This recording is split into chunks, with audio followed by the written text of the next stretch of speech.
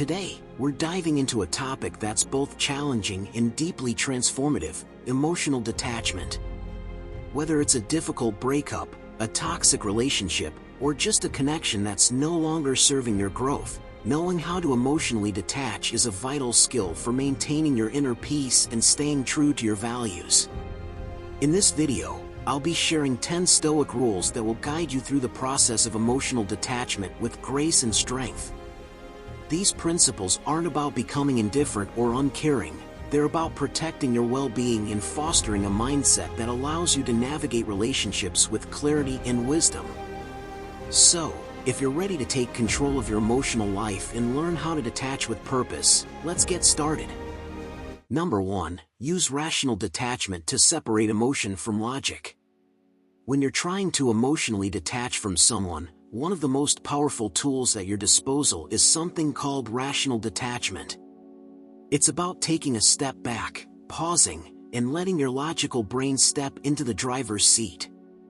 Now, this doesn't mean you're cold-hearted or ignoring your feelings. Quite the opposite. You're simply choosing to separate the emotional noise from the rational signals, allowing yourself to see things as they are, not as your feelings would have you believe. Imagine for a moment, you're in the middle of an emotional storm. It's easy to get swept away, right?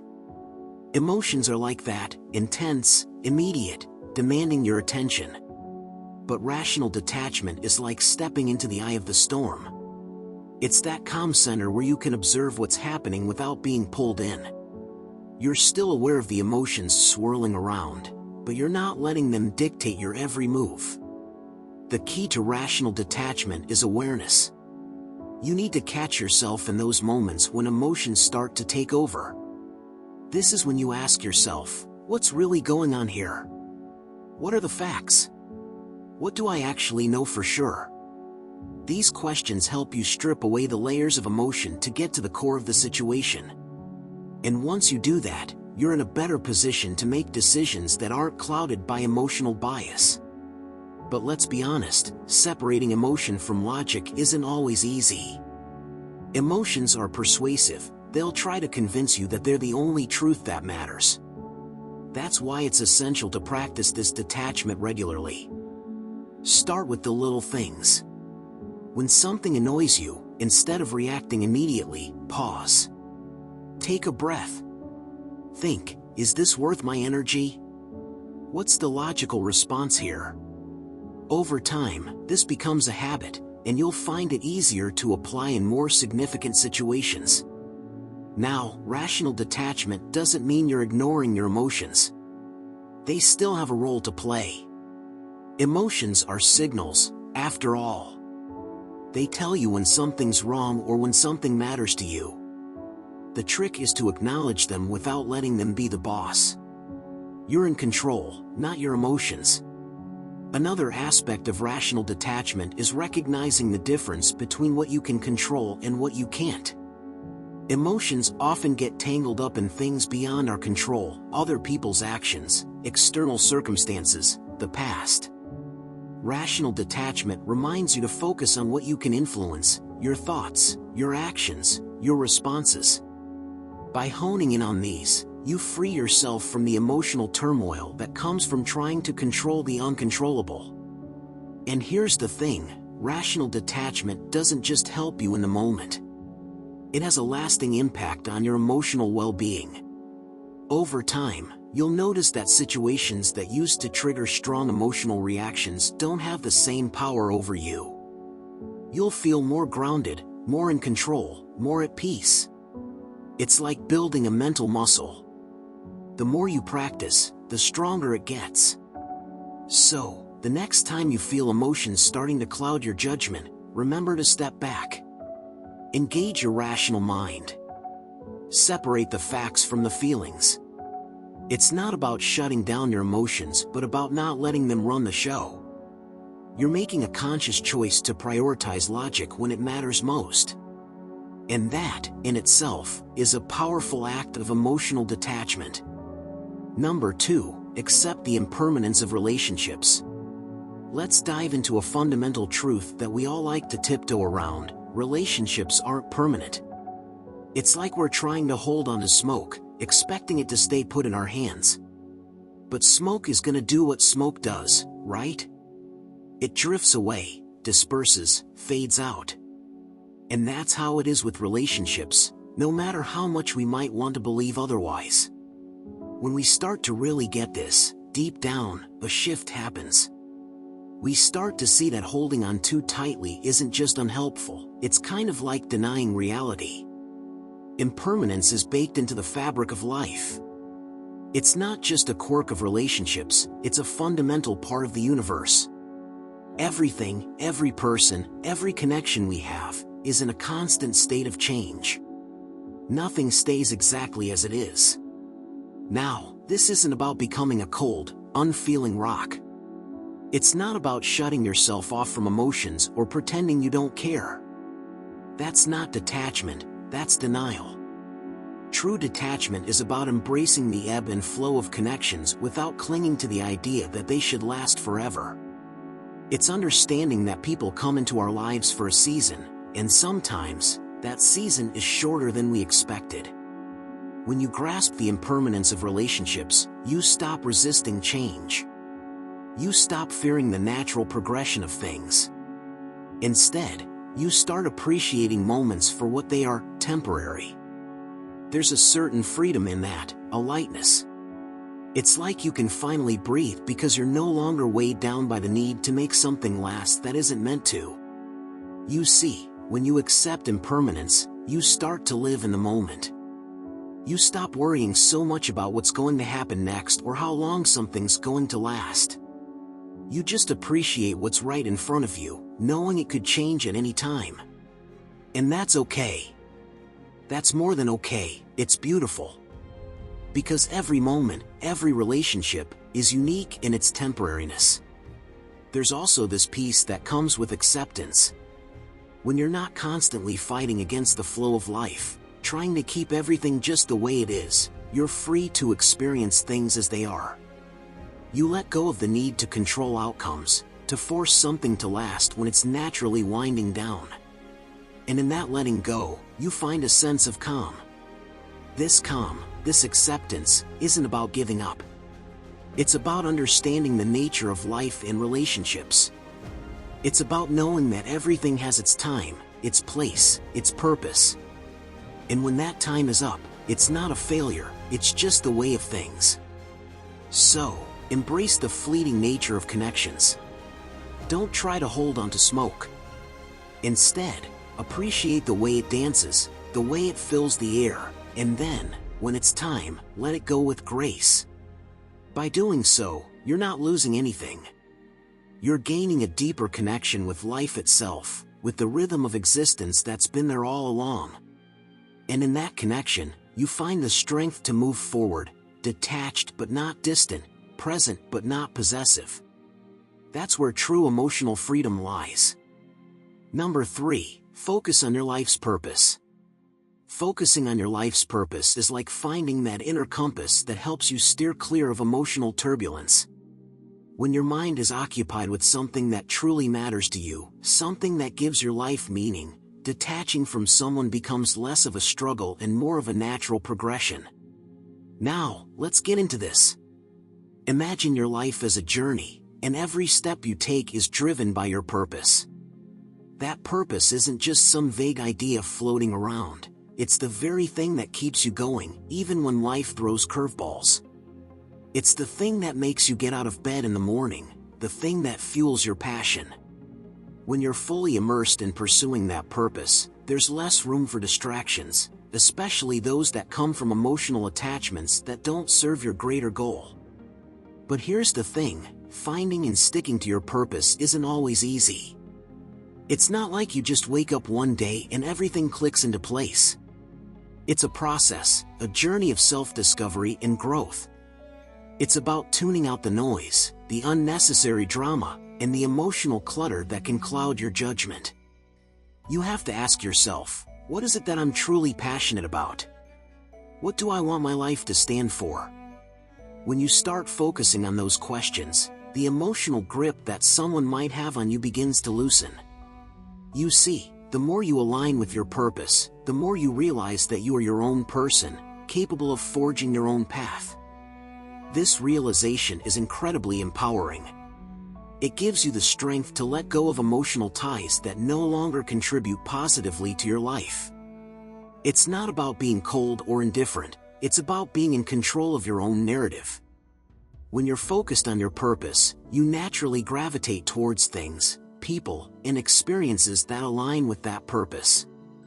And those that don't? They start to fade away on their own. This is where the Stoic mindset really shines. Stoicism teaches us to focus on what we can control and let go of what we can't.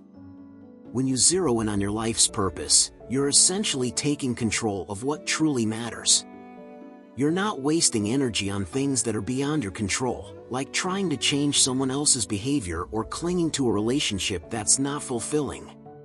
Your purpose becomes a shield against emotional pain. It gives you perspective, reminding you that life is about more than just fleeting emotions. It's about growth, self-improvement, and making a meaningful impact in whatever way resonates with you. The more you invest in your purpose, the less power emotional attachments have over you.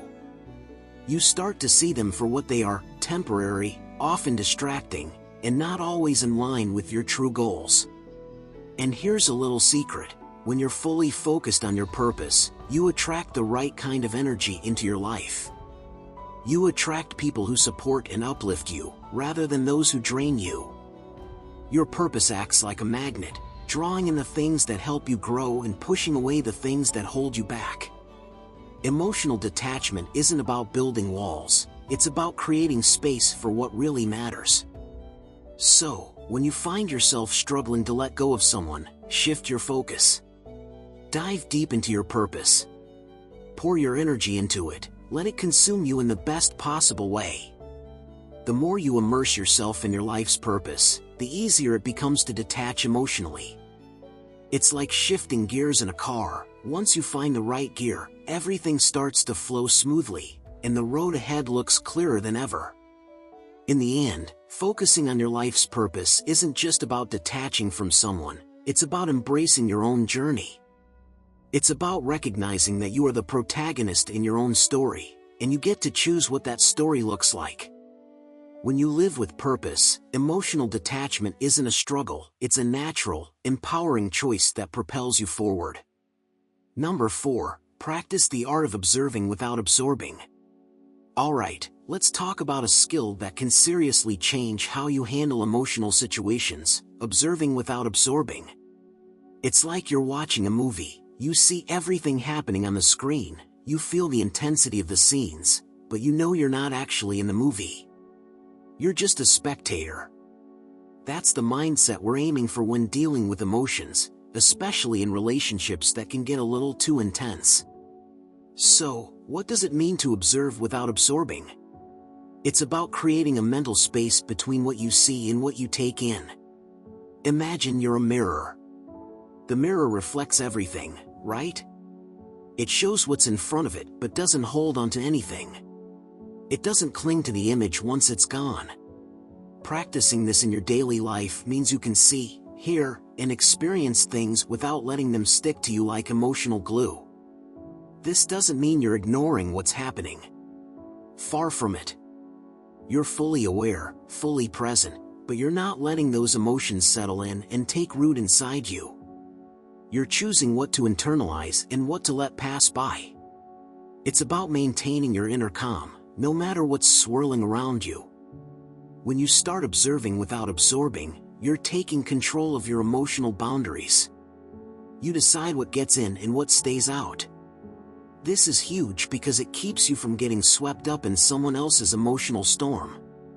You can see the storm, feel the wind, maybe even get a little wet, but you're not being blown away by it. You stay grounded, centered. But this isn't just about protecting yourself. It's also about understanding others better. When you're not tangled up in your own reactions, you can see things more clearly. You notice the small details, the underlying emotions, the unspoken words. You start to see things as they are, not as you feel them to be. This clarity helps you make better decisions, respond more thoughtfully, and stay true to yourself. Now, this doesn't happen overnight. It takes practice, patience, and a lot of self-awareness. But the more you do it, the more natural it becomes. You start catching yourself before you dive into someone else's emotional drama. You pause, take a breath, and remind yourself that you're just observing. You're there, but you're not getting sucked in. And here's the thing, when you practice observing without absorbing, you actually start to feel more peaceful. You're no longer carrying the weight of everyone else's emotions. You're lighter, freer. You can move through life with a sense of ease because you're not constantly being weighed down by things that aren't yours to carry. So, next time you find yourself in a situation where emotions are running high, try this: step back, observe, and let the feelings pass through you without sticking. It's like standing in the rain but not getting wet. You see the drops, you hear them, but they just roll right off. That's the art of observing without absorbing, being in the moment, fully present, but not taking on more than you need to. It's a practice, and like any art, it gets better with time. The more you do it, the more you'll find that you can stay calm and centered, no matter what's going on around you. And that, my friend, is a powerful way to stay emotionally detached. Number 5. Cultivate the virtue of apathy toward unnecessary attachments. Let's dive into a concept that often gets a bad rap: apathy. Now, we're not talking about being indifferent to life itself, or becoming some kind of emotionless robot. No, what we're focusing on here is a very specific kind of apathy, the kind that applies to unnecessary attachments. It's about learning to care less about the things that don't really matter, the things that weigh you down rather than lift you up. So, what exactly are these unnecessary attachments?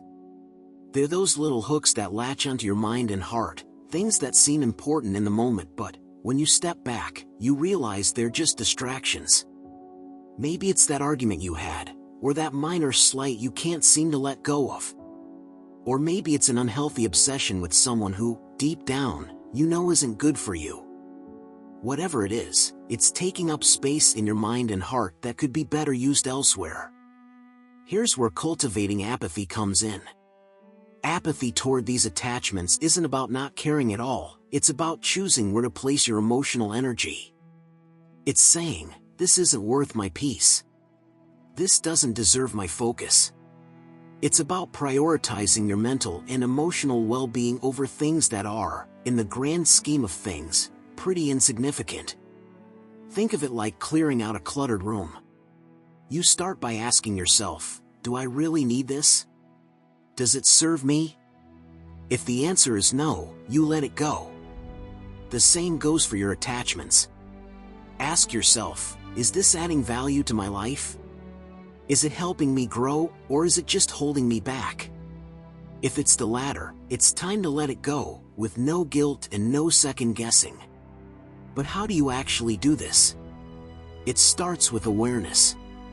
You need to be able to recognize when you're getting too attached to something that doesn't deserve that level of importance. It's about catching yourself in those moments of unnecessary emotional investment and stepping back. Take a deep breath, reassess, and decide whether this is really worth the energy you're pouring into it. And here's the thing, when you start practicing this, you'll notice a shift. Life becomes lighter. You're no longer bogged down by the trivial stuff. You have more room, more freedom, to focus on what really matters. You become more centered, more in control of your emotions, because you're not letting yourself get swept away by every little thing. This doesn't mean you're cutting yourself off from everything or everyone. It's not about building walls, it's about building discernment. You're still open to meaningful connections and experiences, but you're also not letting yourself get tangled up in things that don't serve you. It's about finding balance, caring deeply about the things that truly matter, while letting the rest roll off your back. Cultivating apathy toward unnecessary attachments is a powerful practice. It's like pruning a tree. You trim away the dead, unnecessary branches so the tree can grow stronger, healthier. In the same way, by letting go of what doesn't serve you, you make room for what does. You allow yourself to grow, to focus on the things that truly matter. And in that space, you find a deeper sense of peace, of freedom. You're no longer a prisoner to your attachments, you're the master of your emotions, your energy, your life. And that, my friend, is a state of mind worth cultivating. Number 6, recognize what's within your control / Let's talk about control. It's something we all crave, right? The idea that we can shape our world, bend it to our will, and make everything go exactly the way we want. But here's the catch, most things are way outside our control. This is where the Stoic mindset comes in handy, especially when you're trying to emotionally detach from someone. So, what's within your control? Let's break it down. Your thoughts, your actions, your responses, that's pretty much it. Everything else? Totally out of your hands. You can't control what someone else says or does, no matter how much you might want to. You can't control how they feel or how they perceive you. And you definitely can't control the past or predict the future. These are the facts. It's a hard pill to swallow, but once you do, it's incredibly freeing. Think about it.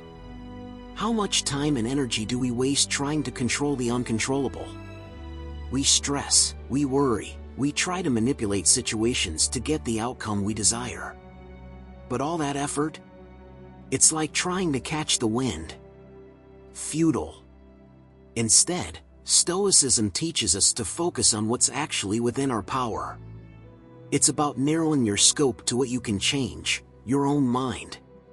When you recognize what's within your control, you stop giving your energy to things that don't deserve it. It's like decluttering your mental space. You clear out the noise, the anxiety, the frustration, and what's left is clarity.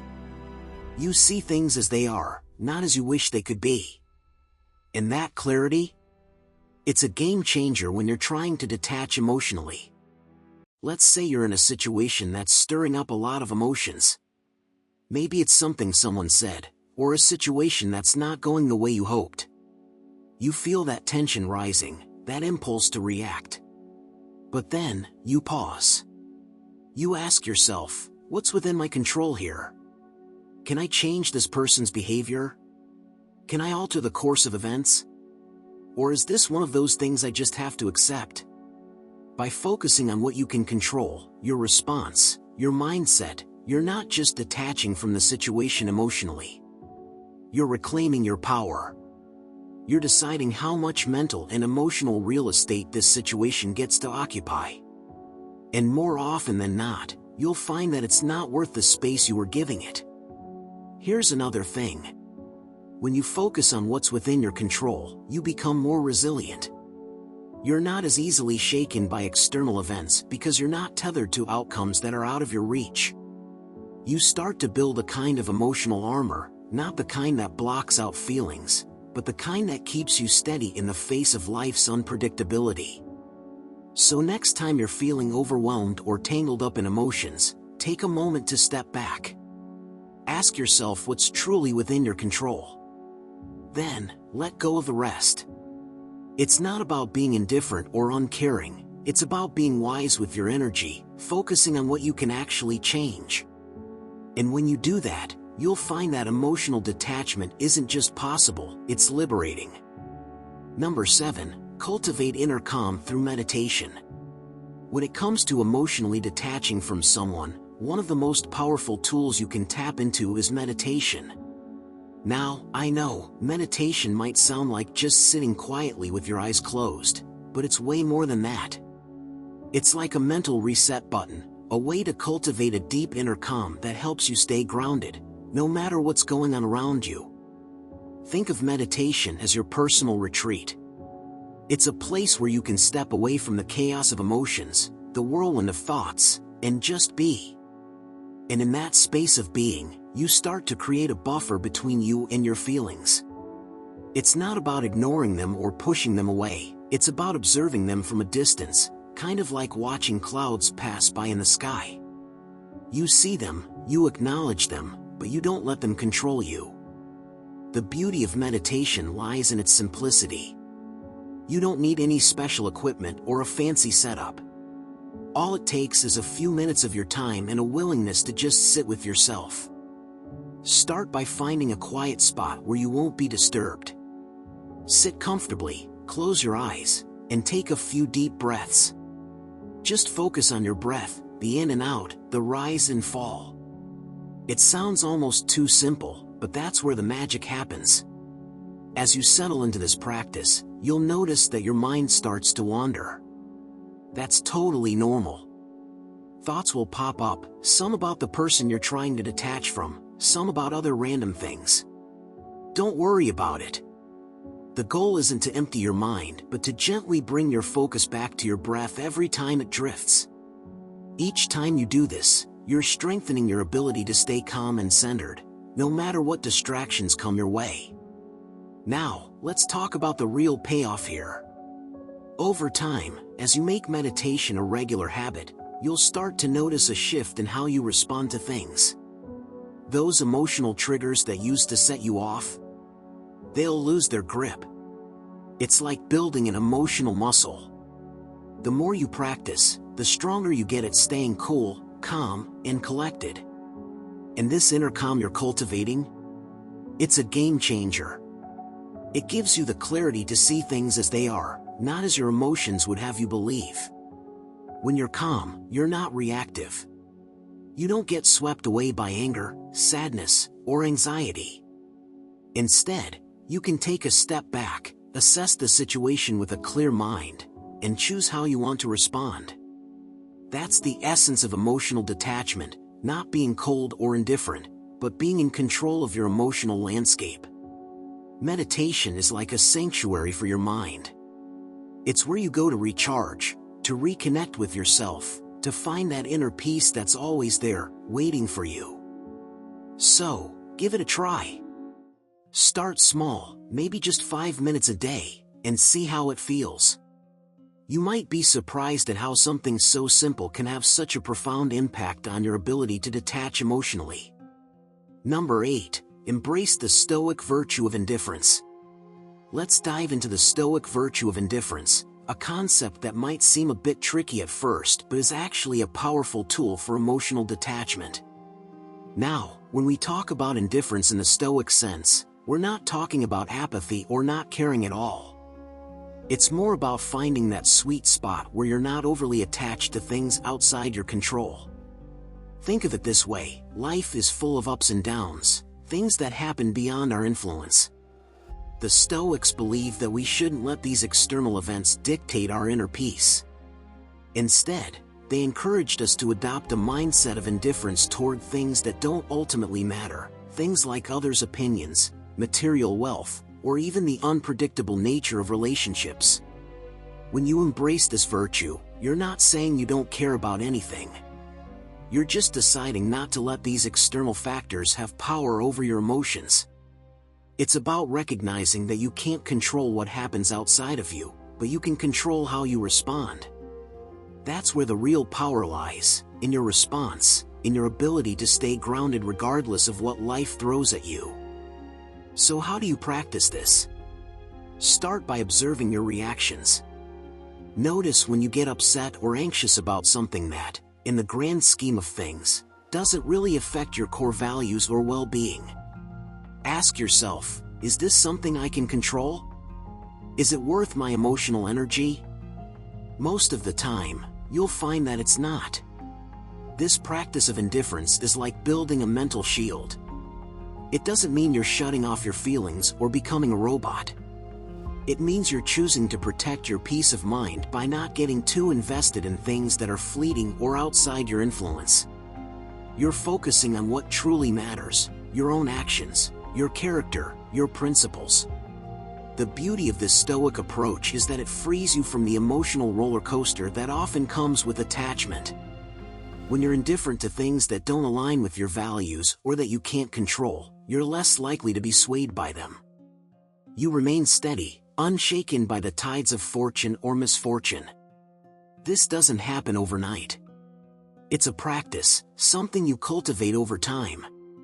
Start small, with everyday annoyances or disappointments. Gradually, as you get better at it, you'll find that even bigger challenges don't knock you off balance. You'll be able to walk through life with a calm center, untouched by the chaos around you. In the end, embracing the Stoic virtue of indifference isn't about being detached from life. It's about being fully engaged with what really matters, your inner world, your peace, your sense of self, while letting go of everything else. It's a liberating way to live, and it's key to mastering emotional detachment. So, give it a try. Let go of what you can't control, focus on what you can, and watch as your emotional resilience grows. Number 9. Understand the nature of loss. Understanding the nature of loss is like grasping the very essence of what it means to be human. Loss, in all its forms, is an inevitable part of our journey.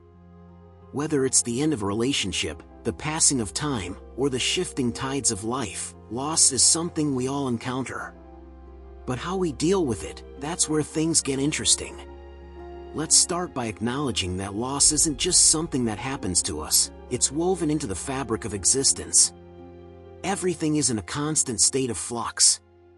Seasons change, people grow, circumstances evolve. In this dance of life, nothing remains the same forever. When you start to truly understand this, you realize that loss isn't something to be feared or resisted. It's simply part of the natural order of things. Now, this doesn't mean loss isn't painful. It can be deeply unsettling, even heart-wrenching at times. But here's the kicker: when you grasp the nature of loss, that pain takes on a different meaning. It becomes less about clinging to what was and more about embracing what is. Loss is a reminder of impermanence, of the ever-changing landscape of life. And within that impermanence, there's a kind of beauty, a rawness that makes life all the more precious. Understanding loss also means recognizing that it's not the end. It's a transition, a shift from one state of being to another. When you lose something or someone, it creates space for growth, for new experiences, for different perspectives. This doesn't make the loss any less real, but it does change the way you perceive it. Instead of seeing loss as a void, you start to see it as a doorway to something new. Here's where the Stoic mindset comes into play. Stoicism teaches us to focus on what's within our control and accept what isn't. Loss, by its very nature, is often beyond our control. We can't stop time, we can't change the past, and we can't hold on to things that are meant to pass. But what we can control is our response to loss. We can choose to let it define us, or we can choose to let it refine us.